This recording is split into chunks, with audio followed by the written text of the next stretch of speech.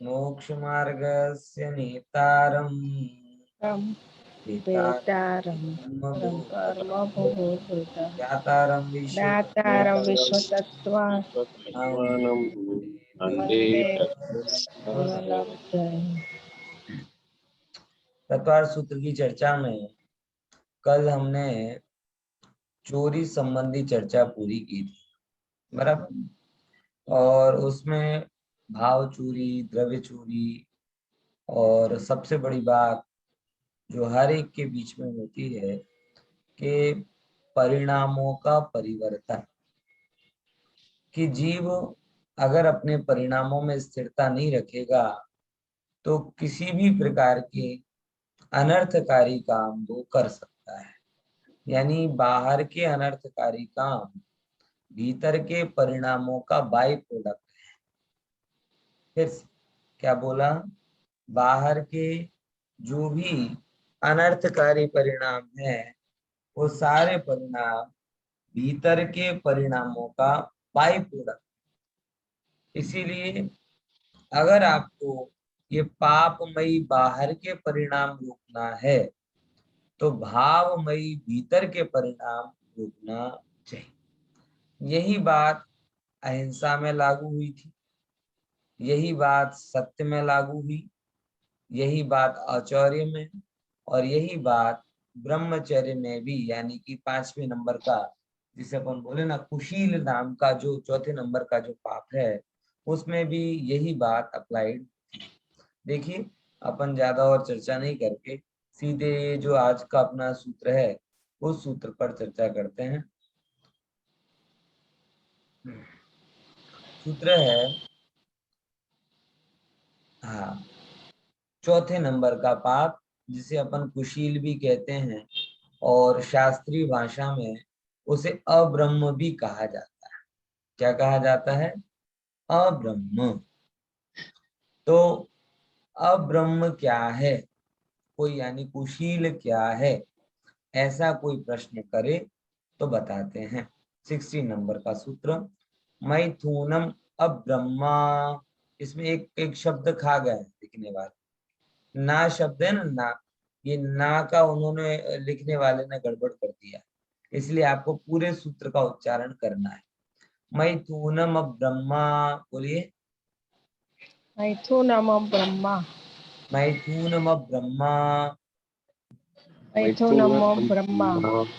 बराबर, यहाँ पे केवल ना नहीं लिखा, मैथुम ब्रह्म लिखा है, ऐसा नहीं है इसका उत्तर। मैथुनम अब्रह्मा, कि मैथुन आदि ये क्या कहलाता है? अब्रह्म, यानी कुशील कहलाता है। ठीक है, देखो, कुशील और सुशील दोनों को थोड़ा अपन समझते हैं। शास्त्रों में जब भी शील की चर्चा होती है तब शील का मतलब होता है स्वभाव। और स्वभाव कैसा है? बोले स्वभाव सर्व संयोगों से रहित है। क्लियर? स्वभाव कैसा है? तो बोले स्वभाव सब संयोगों से रहित है, और जो भी संयोगों की बात करता है मतलब वो स्वभाव के बाहर जाकर करता है। तो जो अपने में रहे वो कहलाया सुशील, और जो अपने को छोड़कर कहीं बाहर जाए वो कहलाया कुशील। क्लियर? फिर से, सुशील क्या है ना कुशील क्या? जो अपने में रहे वो कहलाया शील, और जो अपने से बाहर जाए वो कहलाया कुशील। ठीक है? क्लियर हुआ कि नहीं हुआ? ये बात यहाँ पर थोड़ी समझनी। तो अब जो कुशील यानी अब्रह्म का भाव है वो कैसा है? अब अपने में रहे व्यक्ति तो अज्ञानी हो जाए, और ज्ञानी हो जाए तो उसे किसी पर की जरूरत ही ना हो। लेकिन हम देखते हैं कि हम अपने में तृप्त नहीं होते, हमें हर जगह पार्टनर चाहिए, और पार्टनर हमें व्यापार में भी पार्टनर चाहिए, धर्म में भी पार्टनर चाहिए, अर्थ और काम में भी पार्टनर चाहिए। हर जगह हमारी इच्छा किसकी तो होती है? पार्टनर की होती है, कोई साथी हो, कोई साथी हो, कोई साथी। और आश्चर्य की बात यह है, जब आप साथी के साथ होते हो तब आप स्वभाव के साथ नहीं। जब आप स्वभाव के साथ होते हो तो साथी छूट जाते हैं, अथवा साथी हो या ना हो उससे कोई फर्क पड़ता नहीं। पॉइंट समझ में आया कि नहीं आया? तो आचार्य महाराज तो हमें उत्कृष्ट शीलवान बनाना चाहते हैं। उत्कृष्ट शीलवान का ये मतलब नहीं है कि हम तो साहब हमने तो कभी आंख उठाकर स्त्री को देखा ही नहीं, ये कोई परिभाषा नहीं।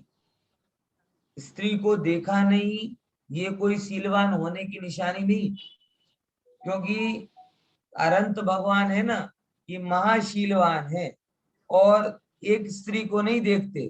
दुनिया की जितनी स्त्रियां हैं, हुई हैं और होंगी, उन सबको देख चुके। समझ में आया? यानी जो बहुत सारे लोग एक बड़ी ऊपरी परिभाषा बनाते हैं कि भाई ये बड़े शीलवान हैं क्योंकि इन्होंने आज तक स्त्री को देखा तक नहीं, बराबर, ये परिभाषा ठीक नहीं है। क्योंकि बात स्त्री की या पुरुष को देखने की या नहीं देखने की नहीं, बात यह है कि आप अपने में हैं या नहीं।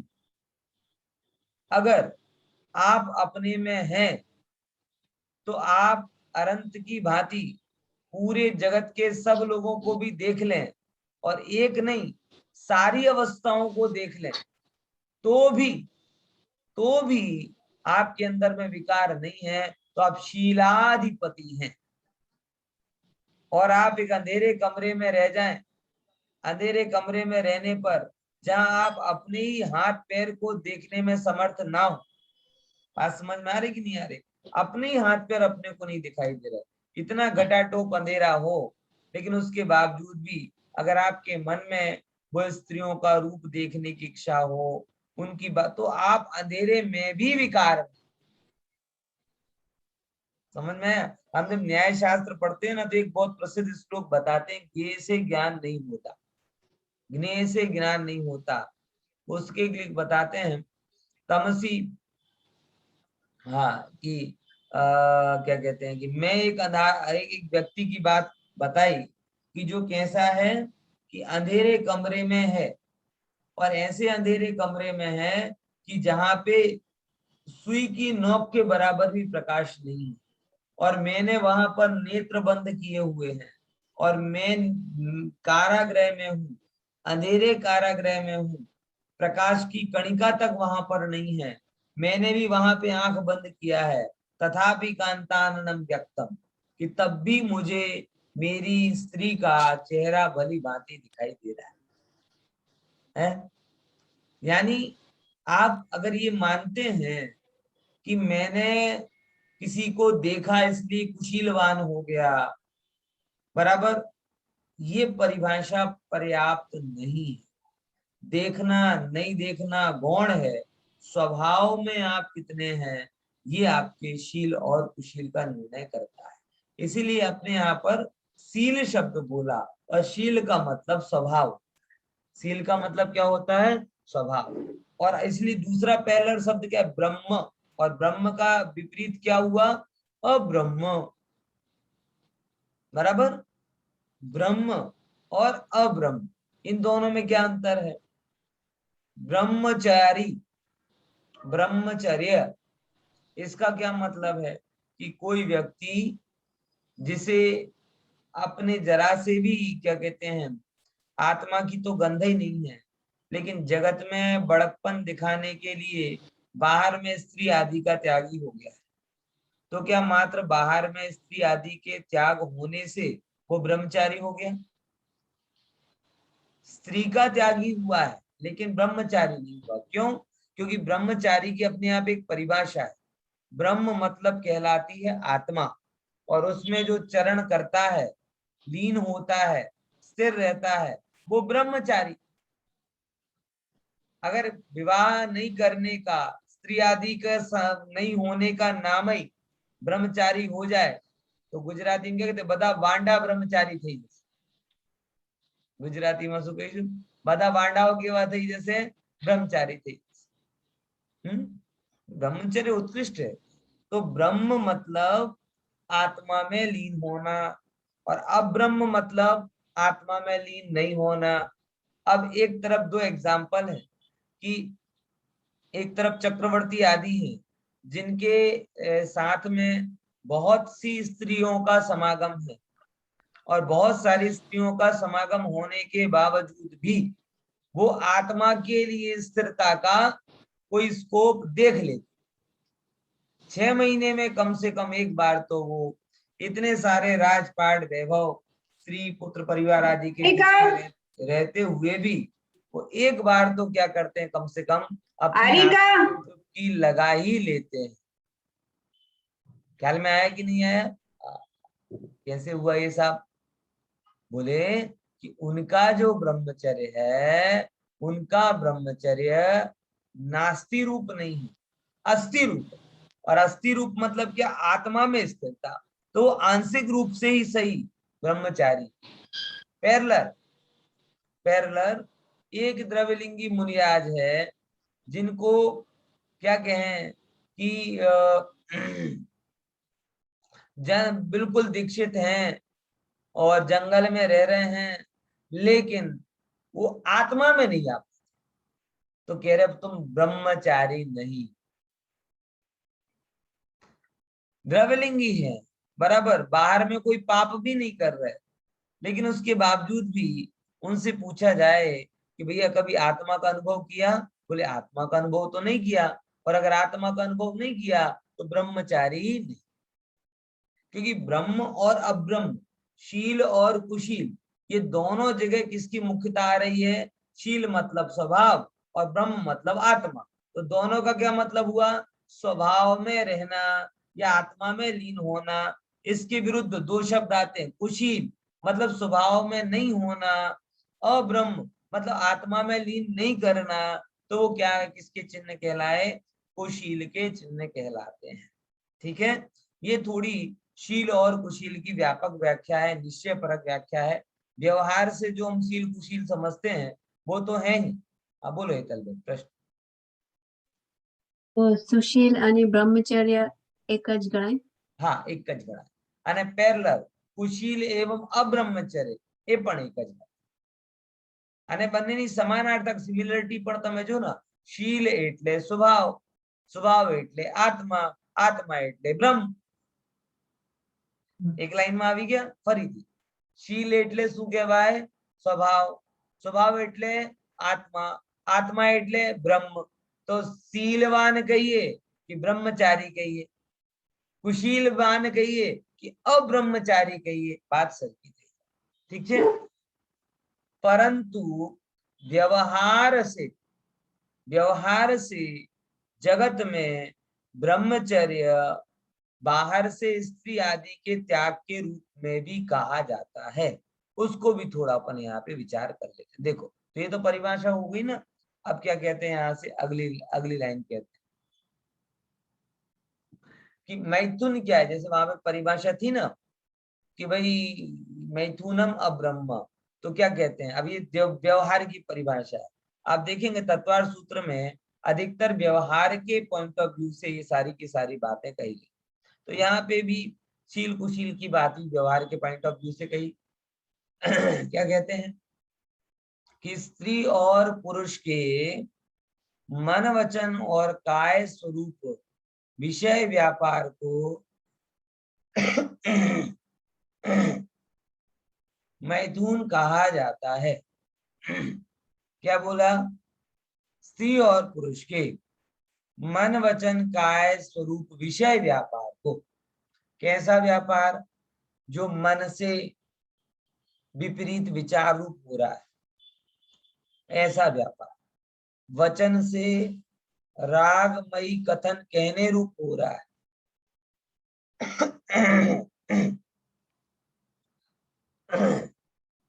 वचन से कैसा हो रहा है? राग रूप कहने रूप, और काया से दैहिक प्रवृत्ति रूप। ये जो भी प्रवृत्ति मन वचन काय के द्वारा हो रही है, वो सारी प्रवृत्ति मैथुन कही जाती। देखो, बात को थोड़ा गंभीरता से समझो।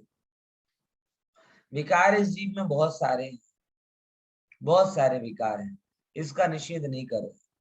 काम का क्रोध का विकार है, मान का विकार है, लोभ का विकार है, आरंभ है, प्रमाद है, ये है, सब है। लेकिन श्रीमद ने एक बहुत सुंदर बात कही जिस पर ध्यान दिलाना जरूरी है कि जैसे एक सेनापति को जीतने पर सारी सेना जीतने में आ जाती ना। पहले के समय में जब युद्ध होते थे तो ऐसे थोड़ी एक एक के पीछे जाते थे। क्या करते थे कि जो टारगेट रहता था वो टारगेट राजा या सेनापति रहता, और अगर किसी ने उस राजा या सेनापति को जीत लिया तो हम ये कह देते थे कि पूरा राज्य जीतने में आ गया। आई बात समझ में? राजा को जीत लिया, सेनापति को जीत लिया तो पूरा राज्य जीतने में आ गया, ऐसा कहा जाता था। और ये बात सही भी है, गलत तो नहीं। ऐसे ही यहां ये कह रहे हैं कि अगर विकार तो तुम्हारे अंदर में बहुत है, लेकिन अगर एक काम के विकार को तुमने जीत लिया तो तुमने सारे विकारों के सेनापतियों को जीत। बात आई समझ में कि नहीं है? क्यों इस विकार की इतनी बलवत्ता है? उसका सीधा सबसे बड़ा कारण है कि क्रोध जो होता है ना, क्रोध, अगर आपने किसी पर गुस्सा कर लिया तो गुस्सा करने के लिए आपको घर बसाने की जरूरत नहीं है। ऐसा तो है नहीं है कि मुझे रोज रोज गुस्सा करना पड़ता है इसीलिए मुझे विवाह करना पड़े, संतति उत्पन्न करनी पड़े। मतलब क्रोध के लिए आपको घर बसाने की जरूरत नहीं है, मान के लिए संसार में पड़ने की जरूरत नहीं है, और कोई चीज के लिए संसार में पड़ने की उतनी जरूरत नहीं होती। लेकिन अंदर में जो एक काम विकार पड़ा हुआ है, ये काम विकार की पूर्ति की जो व्यवस्था है, उस व्यवस्था का परिणाम पूरा संसार। ये बात हम सब परिपक्व उम्र वाले हैं, इस बात को बहुत अच्छे से समझते हैं कि ये जो हमारा संसार बड़ा है, फला फूला है, इसके मूल में कौन सा कारण? वो कहीं ना कहीं हमारे अंदर का पड़ा हुआ काम विकार है। अगर वह नियंत्रित होवे तो व्यक्ति को संसार की जरूरत ही ना हो, और अगर संसार में फंसने की जरूरत ही ना हो तो आत्म कल्याण के लिए कितना टाइम आपका बचेगा? आजीविका के लिए कितना कम समय आपको देना पड़ेगा? आप अगर देखा जाए तो कुछ समय तक अगर हम अपने परिणामों को नियंत्रित कर लें तो आपका लिए पूरा जीवन आत्माराधना के लिए मिल सकता है। मिल सकता कि नहीं मिल सकता? बराबर। लेकिन ये जो सामाजिक व्यवस्था है, ये सामाजिक व्यवस्था लगभग इस प्रकार की हो गई है कि जिसमें इस प्रकार के और कोई उपाय नहीं है तो व्यक्ति गृहस्थी में जाता है, और गृहस्थी में जाता है तो फिर गृहस्थी की बाद में एक के बाद एक के बाद एक के बाद घटनाएं दुर्घटनाएं घटती जाती हैं, और बाकी पूरा का पूरा जीवन उसका उस एक के कारण इतने ज्यादा एंगल से उसे स्ट्रगल करना पड़ता है मोक्ष के मार्ग। डॉक्टर साहब ने जब भगवान महावीर का चरित्र चित्रण लिखा तो उन्होंने एक बात बहुत अच्छी लिखी जिसका उल्लेख गुरुदेव भी करते थे कि भगवान महावीर जवान तो हुए थे लेकिन जवानी उन पर चढ़ी नहीं थी। यौवन को प्राप्त तो हुए थे लेकिन यौवन उनके माथे पर चढ़ा हुआ नहीं।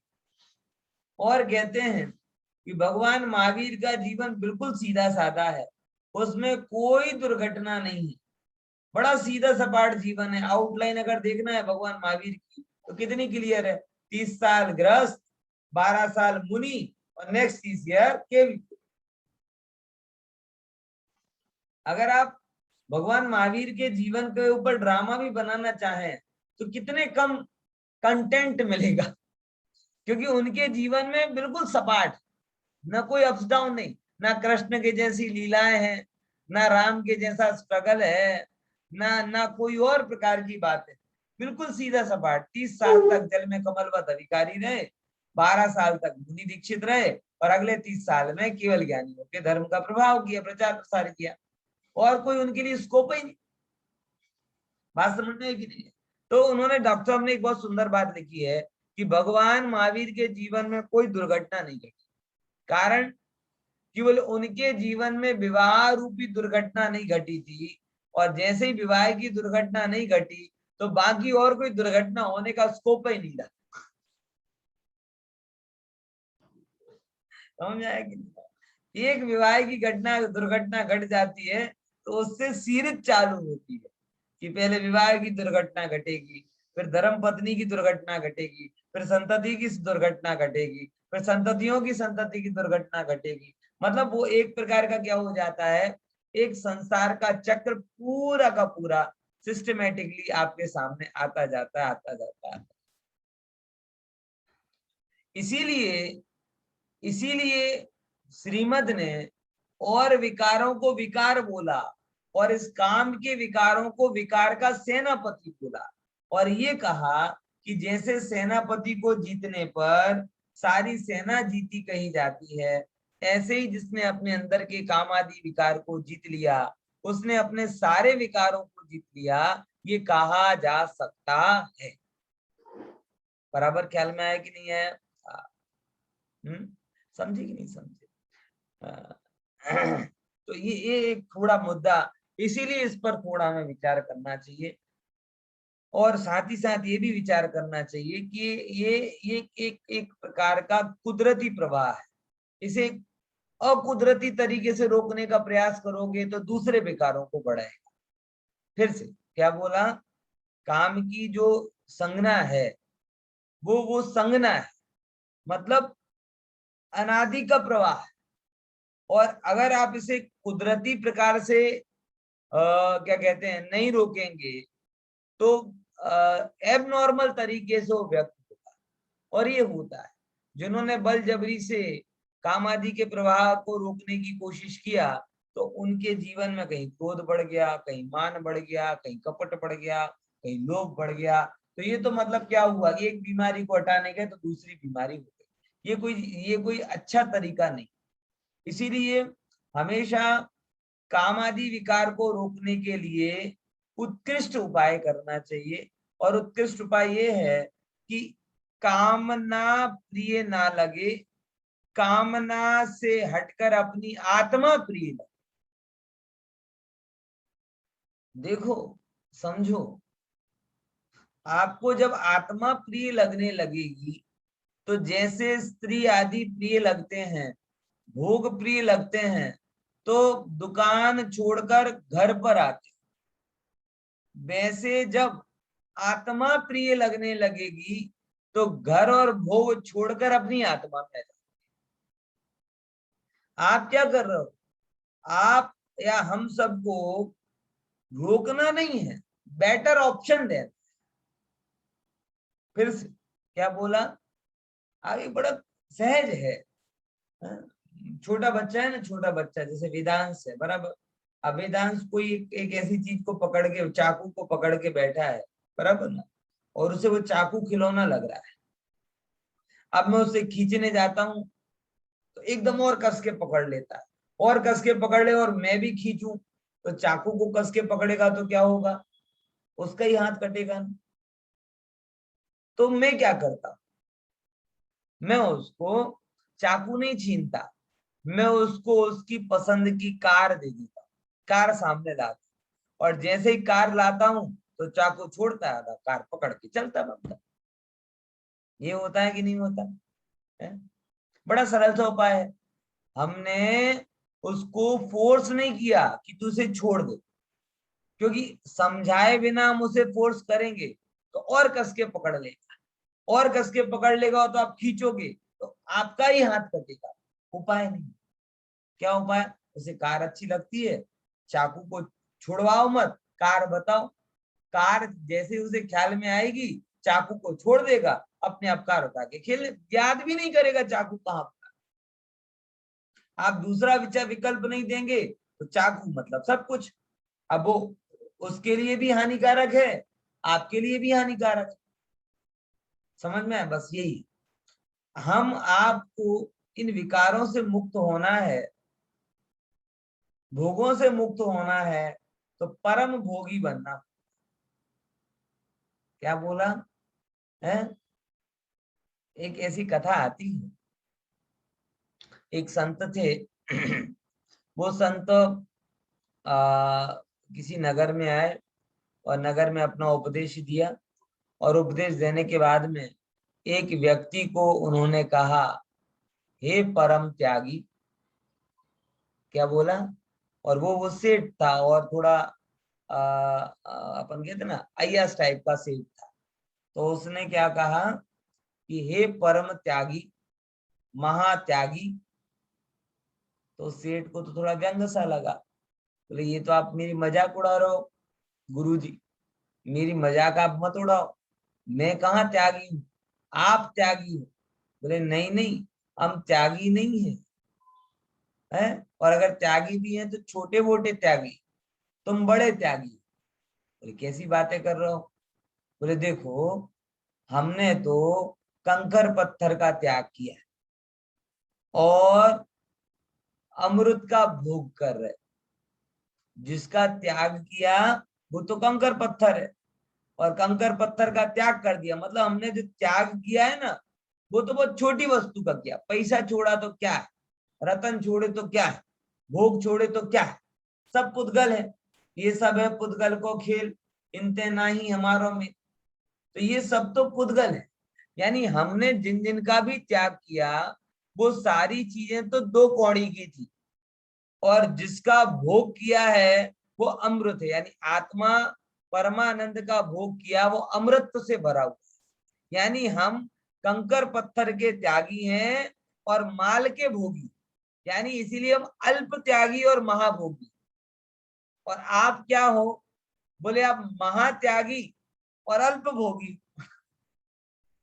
आत्मा महिमाशाली है, लेकिन आपने त्याग किसका किया? उस महिमाशाली वस्तु का त्याग किया। इसलिए महान वस्तु को छोड़ने वाले महात्यागी, और कंकर पत्थर में रह गए मतलब अल्प भोगी। तो आप क्या हो? महान त्यागी हो और अल्प भोगी। और हम क्या हैं? अल्प त्यागी हैं और महान भोगी। और बात उसको इतनी लगी कि उसने अल्प समय में दीक्षा ली। समझ में आया? क्योंकि वास्तविक बात है कि हम अपने आप को बेहतर विकल्प नहीं दे पा रहे। हमारा मन बार बार ये इंद्रिय और इंद्रिय विषयों की तरफ क्यों दौड़ता है? क्योंकि अभी तक हमारे दिमाग में, हमारे चित्त में इंद्रिय और इंद्रिय विषयों के अलावा और कुछ आया ही नहीं। इसीलिए बार बार क्या होता है? मन वही वही दौड़ता है, और इसीलिए हमें लगता है ये नहीं होगा तो क्या होगा, ये नहीं होगा तो क्या होगा, ये नहीं होगा तो क्या होगा। समझ में आया कि नहीं आया? आप अपने आप को उन भोगों से बेहतर ऑप्शन दो।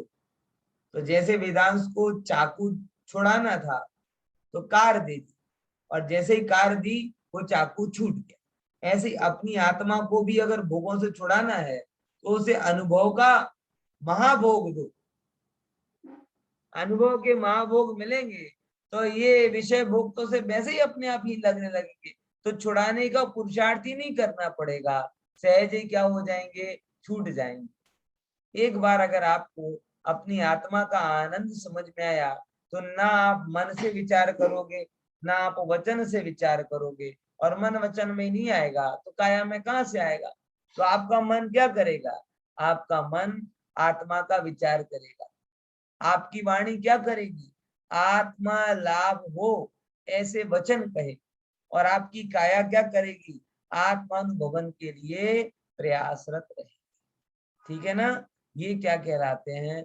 ये इसका उपाय बताया। अब देखो, सेम जैसे हमने चोरी में समझा था, वैसे यहाँ पर समझ रहे।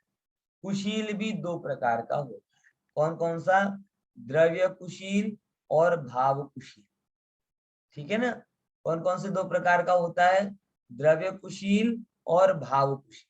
देखो समझते, पर स्त्री अथवा पर पुरुष को बुरी निगाह से देखना बराबर कुचेष्टाएं करना द्रव्य कुशील है। समझते, कोई भी स्त्री हो या पुरुष हो, उसको बुरी निगाह मतलब एक भोग की दृष्टि से देखना, बुरी निगाह मतलब भोग की दृष्टि से देखना। इसके साथ मिले तो अच्छा है, इसके साथ रहूं तो अच्छा है, विपरीत प्रकार की चेष्टाएं करना, ये सब किसके अंतर्गत आता है? द्रव्य कुशील के अंतर्गत आता है। और भाव कुशील क्या है? पर स्त्री और पर पुरुष को भोगने का भाव, भाव होना। क्या होना? भाव। देखो, बाहर की क्रियाओं को तो आप बल जबरी से रोक सकते हो, बराबर। बाहर की क्रियाओं को तो आप कैसे रोक सकते हो? बल जबरी से रोक सकते हो, लेकिन अंदर के विकार को बल जबरी से नहीं रोक सकते। और आचार्य कहते हैं कि बाहर का विकार तो विकार है ही नहीं, मूलभूत विकार तो अंदर का है। बात समझ में आई कि नहीं आई? है? अंदर में जब आपके अपने में इतने तृप्त रहो, अपने में इतने जमो, इतने आनंदित रहो कि किसी की जरूरत ही ना पड़े। मैं कई बार कहता हूं कि हम लोगों को एक काम करना चाहिए, बहुत जरूरी काम है, अपने सुख का आईपीओ नहीं निकालना चाहिए। क्या बोला? अपने सुख का आईपीओ मत निकाल। आईपीओ समझ गए ना? है, हमारे इंडिया में बहुत आईपीओ आ रहा है। कौन से? कोई भी कंपनी जब अपनी 100% मिल्कियत छोड़ देती है, बराबर, तो 100% मिल्कियत छोड़ के वो क्या कर देती है? कुछ हिस्सा बेचती, और उसके लिए पैसे कमाने के लिए आईपीओ करती। तो हमने यही किया, हमने सुख की मिल्कियत, सुख की मालिकी अपने पास नहीं रखी। हमने सुख का क्या निकाल दिया? आईपीओ निकाल दिया। और आईपीओ निकाल दिया तो उसमें क्या किया कि परिवार, पत्नी, पुत्र, पैसा, ये मेजर स्टॉक होल्डर हो गए, बराबर। और मोबाइल, वॉलेट और कपड़े वपड़े ये बीच वाले हो गए। और अड़ोसी पड़ोसी वो 15-15 हजार के आईपीओ फॉर्म भरने वाले हो गए। सब थोड़ा थोड़ा क्या कर रहे हैं? हमें सुखी कर रहा है, सुखी कर रहा है। लेकिन आचार्य कह रहे हैं कि जब तू 100, अब समस्या क्या हुई कि तुमने अपनी सुख को बाजार बना दिया। क्या बना दिया? बाजार। और जैसे ही कोई चीज मार्केट में आती है तो उस पे मार्केट के नियम लागू पड़ जाते हैं, कभी वो चढ़ेगी और कभी वो पड़ेगी। यही होगा ना? अगर आपने उसको बाजार में ले आए तो क्या वो चढ़ेगी और कभी पड़ेगी। और ये हमारे साथ में होता है। कभी कभी हमें ऐसा लगता है अपनी पत्नी, अपने बच्चे, अपनी नौकरी, ओहो यही स्वर्ग है, स्वर्ग यही लगता है, बराबर। वो चढ़ते परिणाम है। और फिर झगड़ा हो जाता है, तो जिसको देखकर स्वर्ग के जैसा सुख होता था, उसी को देखकर वो सवार सा जेनो एज मोड़ो जुआन, तो शू कर। એટલે जिसको देखकर आनंदित होते थे, उसी को देखकर दुखी होने लगे। क्या किया तुमने? सुख का आईपीओ निकाल दिया। अब सुख के स्टॉक होल्डर आपने पत्नी को बनाया, पुत्र को बनाया, पैसे को बनाया, तो वो तो मार्केट हो गया, तो कभी चढ़ेगा और कभी पड़ेगा। तो क्या करना? सुख की 100% मालकियत अपने पास। कहने का तात्पर्य, मैं अपने में इतना तृप्त रहूं, इतना तृप्त रहूं कि नहीं भैया मेरे सुख में तुम्हारा क्या काम, मेरे सुख में तुम्हारा क्या काम, तुम्हारे बिना भी मैं सुखी हूं। पैसे से बोलो तेरे बिना भी मैं सुखी हूँ, परिवार से बोलो तेरे बिना भी मैं सुखी हूँ, अरे यहाँ तक शरीर से बोल कि तू भी नहीं रहेगा ना, तो भी मेरे सुख में कोई कमी नहीं आएगी, क्योंकि तू भी उस सुख में इन्वेस्टर था, तू सुख नहीं था। और जब मैंने सुख को मार्केट की वस्तु ही नहीं बनाया, तो तेरा क्या काम। बराबर समझ में आया? हम लोग तो सुख की लानी कर रहे हैं, देने में नहीं कि मुझे सुख दो। लानी मतलब लाओ, सुख लाओ, सुख लाओ, सुख लाओ। है? पॉइंट समझ में आया कि नहीं आया? इसीलिए थोड़े सुख के रूप में आत्मनिर्भर बनो। क्या बनो? क्या बनो? सुख के रूप में क्या बनो? आत्म, सेल्फ डिपेंड। आप सोचो जरा, कभी आप कल्पना भी करते हो आप परम सुखी हो, बराबर, और परम सुखी हो, आपके अंदर में ये बात चल रही हो, तो आपके अंदर में चित्र क्या आता है? निधि बहन, તમે સુખી સૌથી વધારે ક્યારે હતા? બોલે શું કહું પંડિતજી, જયારે હું ફરવા ગઈ હતી, પહેલી જગ્યા ગઈ હતી ત્યારે સુખી હતી. પહેલા લગન શું કહેવાય, પહેલાના લગનમાં ગઈ હતી તો સુખી હતી. એટલે શું ચિત્રમાં આવે આપણા અંદર? સુખના નામે સંયોગ. સુખના નામે શું આવે? સંયોગ. સુખના નામે સ્વભાવ ક્યારે આવે? ये अपनी भूल है। जब जब भी हमको सुख के नाम पर संयोग ध्यान में आते हैं, ऐसा लगता है कि कहीं जाने से सुख होगा, ऐसा लगता है कुछ करने से सुख होगा, ऐसा लगता है कुछ सोचने, देखने, भोगने से सुख होगा, तब हम अपने को देखते हैं। इसीलिए जब हम अपने में इतने सेल्फ डिपेंड होकर, तब और कभी कभी आपको ऐसा हो ना कि मतलब कुछ नहीं है, बस आनंद देते, एक सिंगल वस्तु भी मेरे पास में नहीं है, लेकिन अंदर से ही वो फूले नहीं समा रहे। ऐसी कभी घटना आपके जीवन में घटी? तो अभी कच्चे हो, स्पिरिचुअल मैनेजमेंट नहीं है आप, आध्यात्मिक मैनेजमेंट नहीं। कि आध्यात्मिक व्यक्ति तो किसी भी संयोग के बिना ऐसे घूमता है जैसे करोड़ रुपए का चेक पॉकेट में डाला हो। करोड़ रुपए का चेक आपके पॉकेट में डाला हो तो कैसे आज में ऊपर जमाना है, नीचे वाली फीलिंग आ जाती है ना, है? तो अगले जैसे जिसको ये पता है ना कि भाई मेरा सुख तुम तो करोड़ में गिन रहे हो, ये अनंत वैभव का धनी भगवान आत्मा, ये मेरे पॉकेट में नहीं, मैं ही, तो अकारण ही जीव क्या होता जाता है? सुखी हो जाता है। और इस सुख की अगर आपको गंध लेनी हो तो मैं सबसे कहूंगा स्वाध्याय। क्या करो? स्वाध्याय करो, वांचन। पता चलेगा कि किसी कारण के बिना भी महत्तम सुखी हुआ जा सकता है, और ऐसा ही स्वभाव है। किसी वस्तु के कारण सुख आवे तो ये तो हमारा मेटलिस्टिक मैनेजमेंट है, स्पिरिचुअलिस्टिक मैनेजमेंट नहीं, आध्यात्मिक वैवट नहीं, भौतिक वैवट। और हम तो आत्मा को मानने वाले हैं, हम क्यों माने बाहर की चीज?